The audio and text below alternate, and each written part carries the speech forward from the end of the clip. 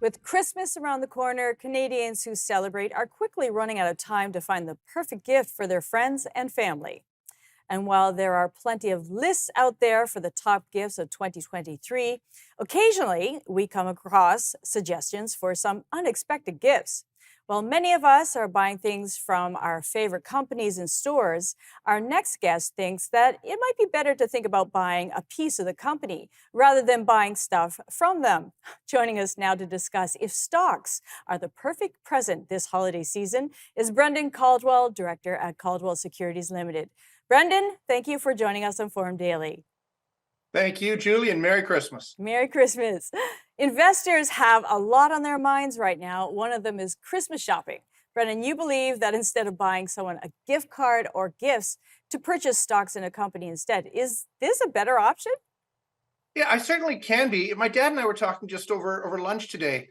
He and I helped. We worked together at my school to help build an Apple II clone.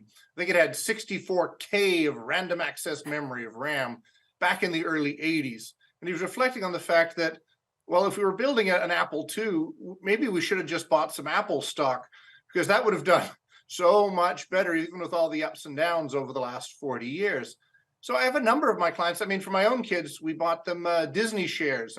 I even got the certificates framed a number of years back. Probably should have bought more. And I've got a number of my clients for their adult or semi-adult children. I think it's a question of teach a person to fish. You feed them for a lifetime. They're getting them to open investment accounts with a view to getting them at least started in the thought process around putting money away and saving it for the future. So, how about what we can do for charities this year? I've heard you speak about gifting securities to charities. How is this done, and what is the benefit to investors? Oh, I think it's a great thing for the charities and for the investors, because whether it's a mutual fund or a stock, one can donate the shares of public companies or mutual funds to a charity. And if it's a company where you have a great big capital gain in, so let's say you bought it for $10,000 and it's now worth $100,000, you want to donate that $100,000 to the charity, you get the tax receipt if you donate the shares in kind, that is just as shares, to the charity. And you get the tax receipt for the full amount, but you don't have to pay any capital gains tax. So shares you bought for $10,000, you can donate for $100,000, get $100,000 charitable contribution credit, and benefit the charity by that much. We do this a lot, particularly this time of year, for churches, charities, foundations, and it's a very important way for them to build their endowments. Are there different types of securities that we can donate? Yeah, so stocks are the one that people use the most often. They tend to have the biggest swings and the biggest capital gains. And it can be a junior mining company or a major tech company. As long as it's a listed stock, you can do that fairly easily.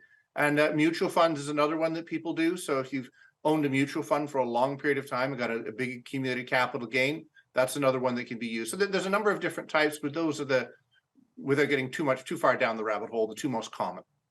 What about tax loss selling? Is this the time to plan your portfolio for the end of the year?